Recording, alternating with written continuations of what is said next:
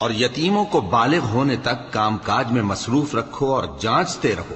پھر بالغ ہونے پر اگر ان میں عقل کی پختگی دیکھو تو ان کا مال ان کے حوالے کر دو، اور اس خوف سے کہ وہ بڑے ہو جائیں گے، یعنی بڑے ہو کر تم سے اپنا مال واپس لے لیں گے، اس کو فضول خرچی اور جلدی میں نہ اڑا دینا۔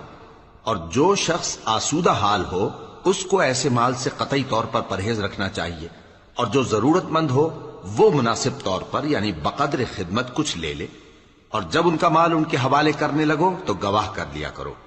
اور حقیقت میں تو اللہ ہی گواہ اور حساب لینے والا کافی ہے۔